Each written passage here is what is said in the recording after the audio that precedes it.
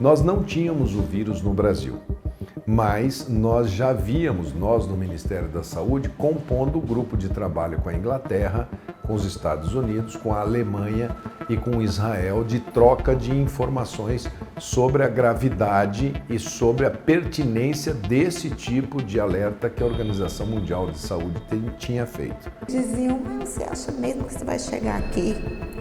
E eu, meu Deus, mas é claro que isso vai chegar, qual é a dúvida? As pessoas estão viajando a todo momento no espaço aéreo, no espaço marítimo, qual é a dúvida de que isso vai chegar? A gente vivendo em um mundo globalizado. O que chamou muita atenção foi aquela situação na Itália. Aquilo deu medo. E a gente, passo a passo, foi descobrindo que as dificuldades seriam maiores do que a gente imaginava. Um ponto que é colocado nessa pergunta: qual a insuficiência que o Brasil tinha para enfrentar a pandemia? Eram várias. Janeiro de 2020, nós estávamos lidando com um inimigo desconhecido. Inclusive, a Organização Mundial de Saúde fez o primeiro comunicado em 5 de janeiro com o título Pneumonia por causa desconhecida na China. O Sistema Único de Saúde foi criado com a Constituição Cidadã e, mesmo sendo de fundamental relevância e com incontáveis serviços prestados, sofre constantes ataques. Esse documentário vai falar um pouco desse ator e não a história de uma pessoa ou sobre as perdas e danos provocados pela pandemia. Esse SUS, que é muitas vezes incompreendido, teve durante esse período sua força reconhecida como nunca aconteceu antes. O COSEMES Alagoas participou ativamente dessa história e deseja eternizar o que se passou, para que possamos, diante da narrativa dos fatos, potencializar esse olhar de reconhecimento e das alianças firmadas na construção de um futuro melhor.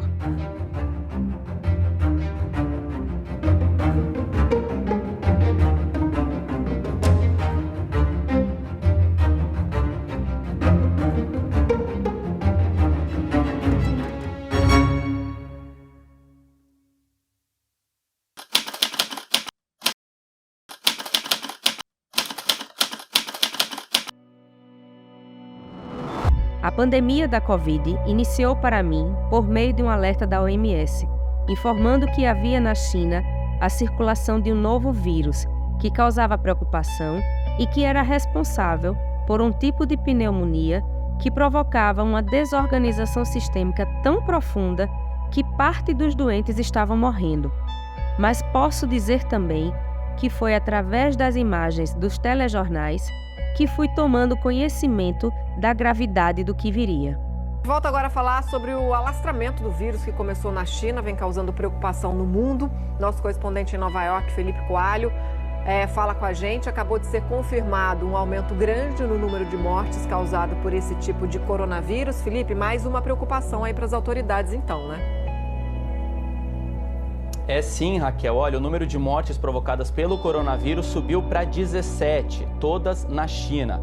A quantidade de pessoas infectadas no país também saltou para mais de 470. Essas informações foram divulgadas agora há pouco pela TV estatal chinesa.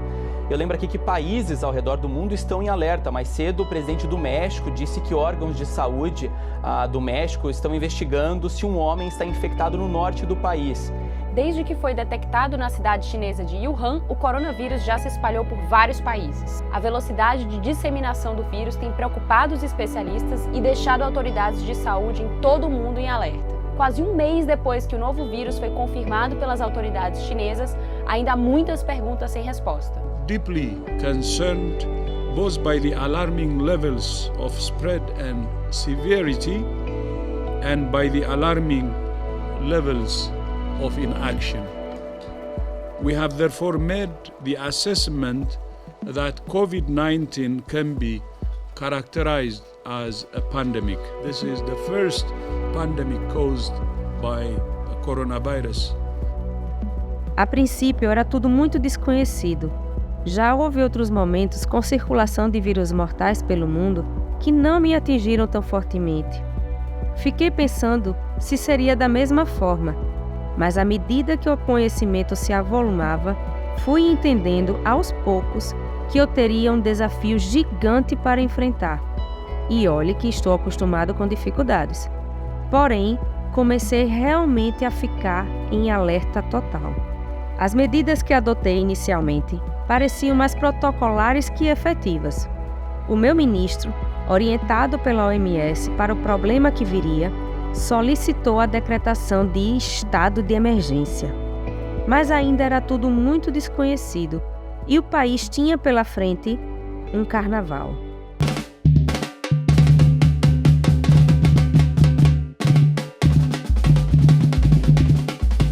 Sem conhecer completamente os riscos envolvidos, a população brincou não sabendo, ainda naquele momento, que passaria muito tempo sem outras comemorações.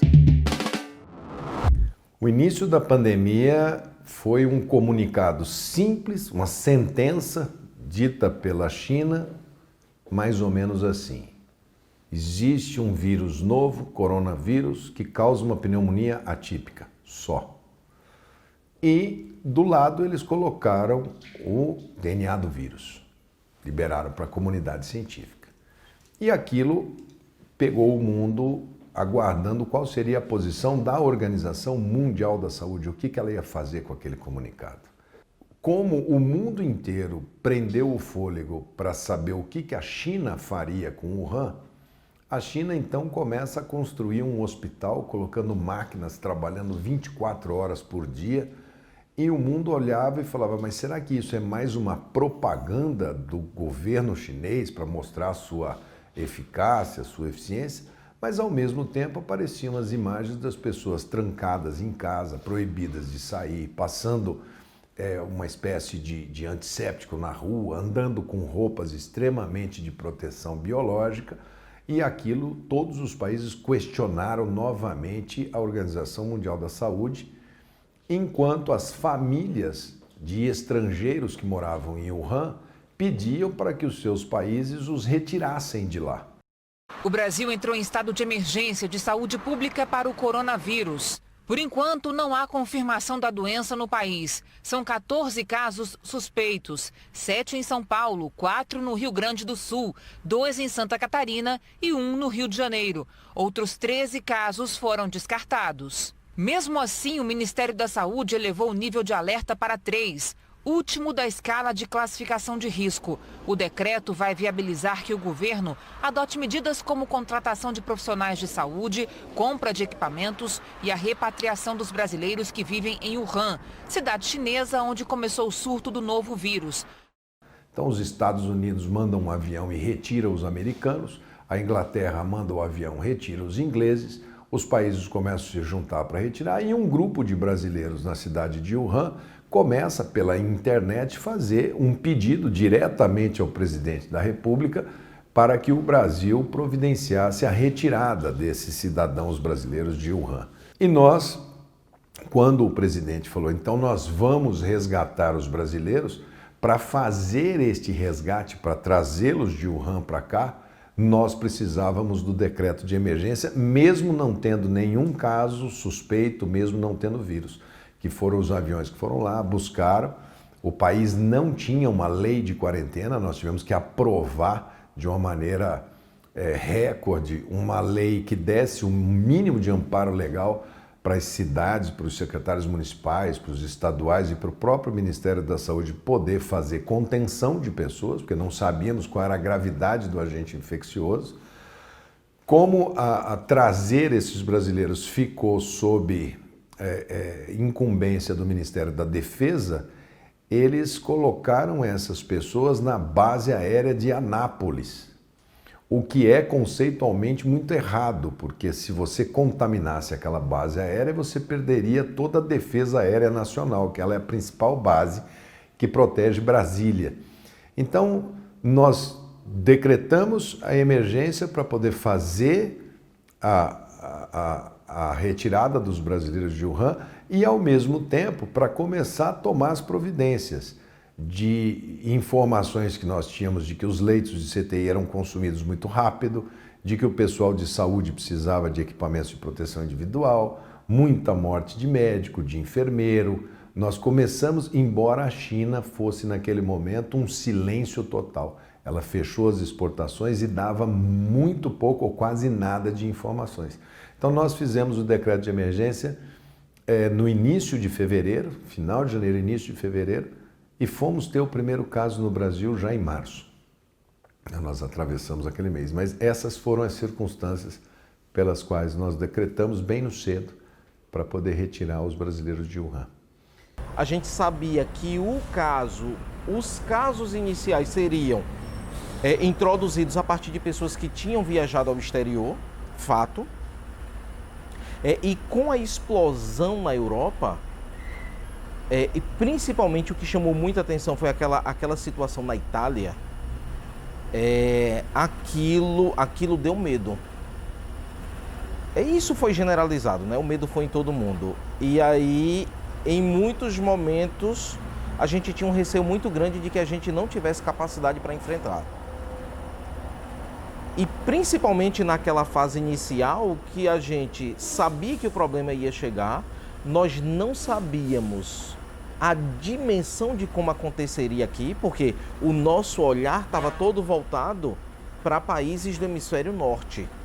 Países ricos, países que o clima é diferente, países que têm sistema de saúde diferente, países também que têm um envelhecimento populacional diferente, é mais avançado. Então, assim, nós não sabíamos como era que o vírus ia se comportar aqui no Brasil. Com país tropical, com essa elevada temperatura, será que isso seria um atenuante? Já viu que não foi. Mas tinha o processo também, né, que o grande impacto que nós poderíamos ter num país muito desigual, com populações extremamente vulneráveis, com muitas áreas de favela, com um adensamento populacional muito grande, com muitos habitantes em domicílios muito pequenos. E aí a gente já sabia, precisa manter afastamento, distanciamento, como é que se vai fazer numa situação dessa?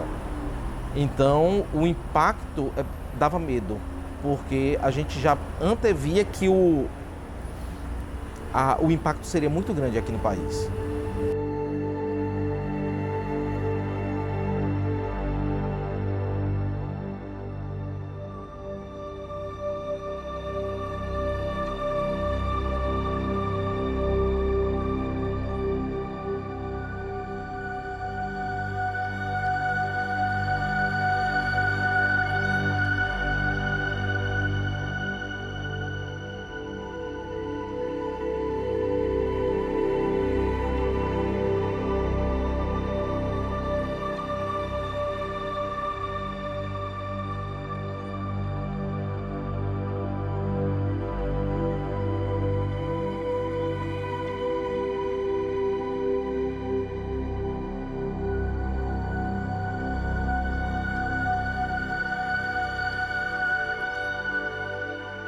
A Europa me mostrava que o vírus tinha realmente se espalhado e que era capaz de provocar um adoecimento importante e que eu precisaria me precaver, fazer uma grande força-tarefa e me rearrumar para conseguir salvar a vida dos viáveis. Aos poucos fui entendendo que teria que sugerir medidas mais impopulares, mais drásticas e, em não sendo assim, eu não conseguiria atender a todos de uma só vez. Eu precisava proteger ao máximo meus profissionais, a fim de manter a própria capacidade de prestar assistência. E fui informando para a população o significado do alerta epidemiológico de achatar a curva, do surgimento de onda, e solicitando colaboração coletiva para o bem de todos. Nós começamos a debater como comunicar. Achatar a curva, mas que curva é essa? Né? O que é onda? Então são terminologias que a gente precisa traduzir do técnico para o popular. Então esse desafio foi enorme. Eu realmente fui aprendendo, a cada dia eu estava melhor do que o dia anterior. Então eu fui conversando com os jornalistas e as perguntas iam e voltavam 2, 3, 4, 5 vezes a mesma pergunta. E com isso você vai, assim como uma pedra bruta sendo lapidada. E a minha comunicação foi sendo lapidada, a comunicação do Ministério foi sendo lapidada, e nós debatíamos internamente como fazer a melhor comunicação. Então, a onda, todo mundo associa com o mar, né? Onda e mar são semelhantes, e as pessoas não conseguem imaginar um monte de pessoas doentes, ficando doentes, vai subindo e depois vai cair esse número de pessoas. Então isso é muito abstrato. Então foi um desafio muito grande explicar isso de uma maneira didática, que uma senhora na sua casa, assistindo lá a nossa coletiva à tarde, que a maioria das pessoas estavam ainda trabalhando naquele início, não tinha tido ainda muita restrição. Então a gente debateu como colocar isso. Fizemos alguns desenhos, usamos de apresentações em PowerPoint, dinâmicas, fazendo gráficos. E a única maneira era falar com a população. O gestor tem que falar com a população. Os técnicos têm que falar com a população. Quanto mais informação, melhor. Conversando com os demais parceiros sobre insumos estratégicos, fui me apropriando do tamanho do problema. Por exemplo, a indústria de gases informou que não tinha capacidade de produção de oxigênio para atender uma demanda aumentada numa população do tamanho da brasileira se todos adoecessem de uma só vez. Aguardar a crise chegar me fazia sentir como uma criança paralisada à beira do mar, esperando uma onda gigante sem saber como resistir. Os problemas estruturais do modelo de economia que o Brasil adotou, me levando a uma imensa dependência de importação de insumos estratégicos que naquele momento já se mostravam insuficientes para abastecer o mundo todo simultaneamente, era, além do vírus, motivo de preocupação. E a gente, passo a passo, foi descobrindo que as dificuldades seriam maiores do que a gente imaginava. Um ponto que é colocado nessa pergunta, qual a insuficiência que o Brasil tinha para enfrentar a pandemia? Eram várias, né? Por isso, os gestores se associaram numa ação rápida e coordenada e conseguiram dotar o sistema de saúde brasileiro de mais estrutura para atender a necessidade da população de maneira bastante intensa, porque a crise era muito maior do que se imaginava. Portanto, esse foi um ponto-chave. A discordância nesse processo, que levou a dificuldades maiores ainda do que o que se exigia da pandemia, foi a questão da ruptura do federalismo brasileiro, que aconteceu pelas posições assumidas pelo governo central. Primeiro, que não coordenou centralmente a pandemia, e segundo, que não fez processo de comunicação centralizado, e aí essa situação dada por essa ruptura do federalismo fez com que os estados e muitos municípios trabalhassem de maneira descoordenada. O Brasil competiu com os países grandes por material médico hospitalar, o Brasil competiu com os países grandes por medicamentos de maneira muito forte, e aqui a gente conseguiu dar resposta, mesmo com toda a dificuldade posta por essa conjuntura internacional, agravada, portanto, também pela conjuntura brasileira. Eu acho que a resposta só foi possível ser dada, mesmo com a perda de 700 mil vidas, que é um drama. O Brasil, tendo um pouco mais de 3% da população mundial, ele teve 11% dos óbitos do mundo todo. Portanto, isso já demonstra a dificuldade que o SUS enfrentou. Mas, apesar de tudo, com insuficiência de recursos, com insuficiência de estrutura, com ineficiência da comunicação central, a dificuldade de articulação entre os níveis de governo, o sistema pôde, com o compromisso dos seus trabalhadores e de grande parte dos seus gestores, ainda assim responder de maneiras a ter o resultado, pelo menos regular, que é o resultado que vimos ao final de tudo isso que está posto. Então, o Brasil lembra muito claramente que tivemos até problema de comunicação de informação de dados. E aí entra o CONAS, criando o seu painel Covid, informando para o mundo todo a situação do Brasil. Portanto, eu queria dizer que a estrutura do sistema, agora acreditada pela sociedade como um sistema eficiente, o compromisso dos trabalhadores, o papel dos gestores estaduais e municipais, governadores, prefeitos e secretários, foi fundamental e, até certo ponto, uma certa convivência com o próprio Ministério da Saúde, que a partir de um certo momento passou também a fazer a sua alocação de recursos para a manutenção dos leitos e um trabalho muito intenso da tripartite, que eu considero que tenha sido um espaço vital aqui na OPAS, com todo o apoio da Organização Pan-Americana de Saúde para essas ações, ele pôde sustentar uma reação que culminou com esse resultado que está dado no enfrentamento da pandemia no Brasil. Considero a CIT, a Comissão Intergestora Tripartite, que se reuniu regularmente como um espaço de pactuação de políticas, mas também como uma trincheira de resistência aos danos que poderiam ter sido causados ao sistema pela não compreensão de que na pandemia tem que predominar a necessidade sanitária, não se comparar com uma comparação que eu chamo aviltada entre economia e saúde. Qual a primeira que eu trato? Isso não existe. Em saúde, a necessidade sanitária ela deve prevalecer. E foi nessa lida com insumos que me submeti a um primeiro grande teste. A Itália solicitou ao nosso governo a liberação de uma carga de EPIs que eles haviam adquirido e que se encontrava embargada no aeroporto com o objetivo de preservar o material que iríamos precisar no aumento da nossa necessidade. Para os italianos, a morte já era carregada em caminhões do exército.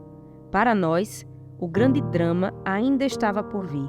Assim, revelei ao mundo o tamanho da minha generosidade e dos valores de solidariedade que me norteiam, e liberei o material. A Itália, quando nós atravessamos o mês de fevereiro inteiro, o Brasil, assim como vários países do mundo, estavam ainda com as suas fronteiras de compra e venda abertas. Quando chegou aproximadamente na sexta-feira de carnaval, a Itália não estava no rol de países que tivesse com excesso de casos. Ela estava, tanto que se chegasse alguém proveniente da Itália, não entrava no rol de suspeitos para viroses. Ela tinha 80 casos.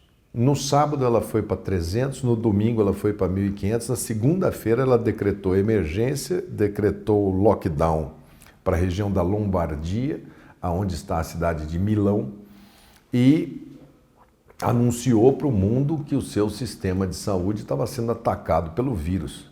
Foi o primeiro país ocidental a mostrar a gravidade da doença, com imprensa livre, com uma sociedade ocidental que tem direito de ir e vir, que quer os seus direitos de livre circulação como uma conquista e não abre mão, porque a China é um país de controle estatal absoluto.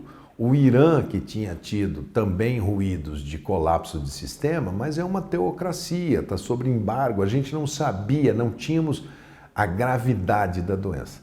Quando ela acomete a Itália e começa a fazer aquele quadro de superlotação e o vírus vai se mostrando muito competente ali da Itália, ele entra para o sul da Itália, ele acaba chegando depois na Espanha, chega na França, chega na Alemanha, enfim, quando ele desaba o sistema de saúde da Inglaterra, a gente vê as enfermeiras inglesas usando saco de lixo na cabeça. Quando nós estávamos isso já no mês de março avançado, nós tínhamos conseguido, muito através de amizade pessoal minha com o ministro da Saúde chinês, que é do BRICS, que é o nosso bloco de... Eles então liberaram um navio, o primeiro navio que saiu da China após o fechamento da exportação foi um navio com destino ao Brasil. E um navio desse leva em torno de 10 a 12 dias para sair lá da China e ancorar no Porto de Santos. E depois a gente esperava que fosse normalizando com eles, com as fábricas voltando a produzir. Nisso me liga pessoalmente o ministro da Saúde da Itália, Roberto Speranza. E ele me pede, como cristão, nós estávamos na quaresma, faltavam umas 2, 3 semanas para Páscoa, que o número de enfermeiros, médicos, administrativo dos hospitais, eles estavam perdendo essas pessoas por falta de qualquer tipo de equipamento de proteção individual. O nosso estoque era baixo. Nós tínhamos aproximadamente estoque para uma semana. E o navio saindo lá da China levaria 10 dias para aqui chegar. A Itália já tinha pago esse material do momento que estava aberto para exportações e exportações. E nós baixamos a regra de que teria que fechar as exportações, ou seja, o que tivesse dentro do Brasil não poderia mais sair. Esse material da Itália já estava para ser embarcado. Foi proibida a exportação faltando 1 hora, 2 horas para o avião decolar, quando ele me liga e pede de uma maneira muito incisiva. Eu refleti, levei ao presidente da República.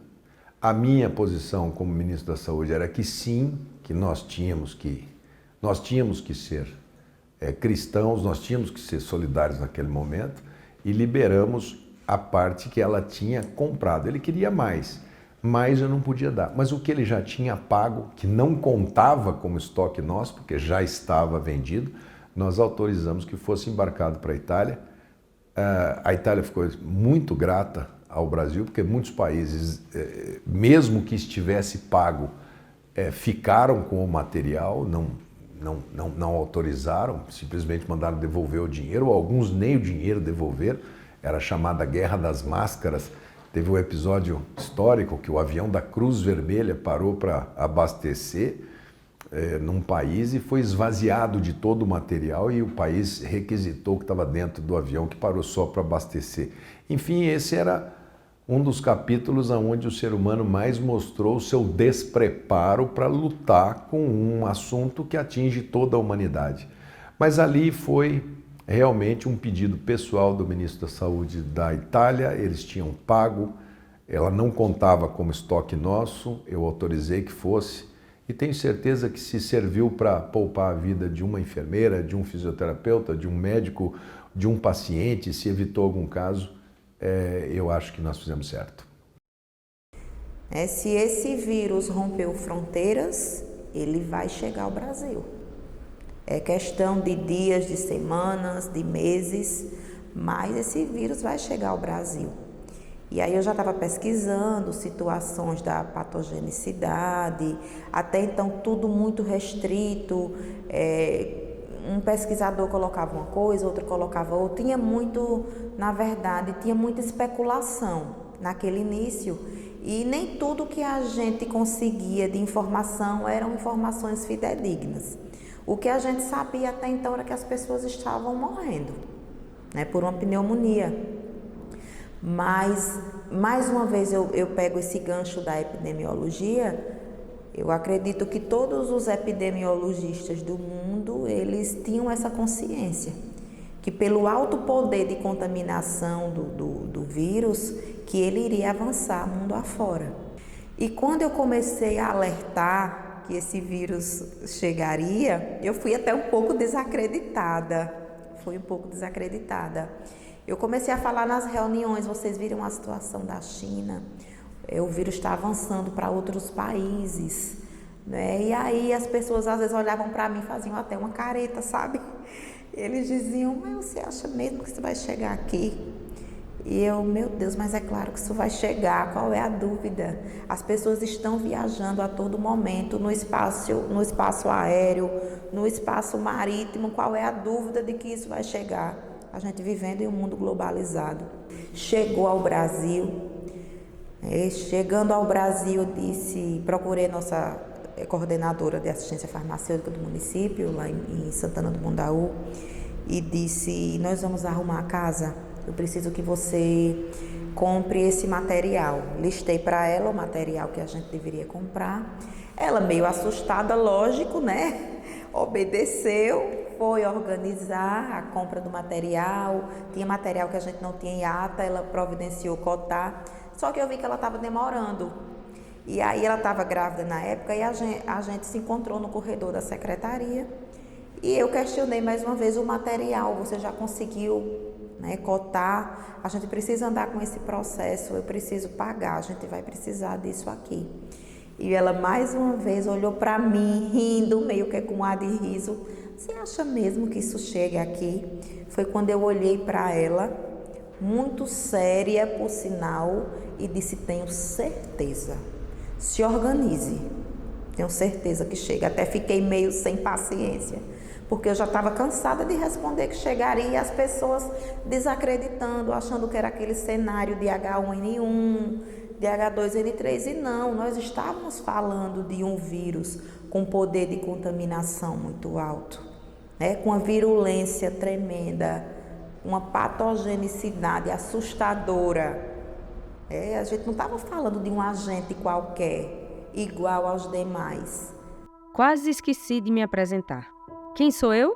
Eu sou o SUS, o Sistema Único de Saúde do Brasil, o maior sistema público universal do mundo, e irei, diante dessa terrível situação, demonstrar que sou uma das mais acertadas decisões de compromisso social da Constituição Cidadã de 1988.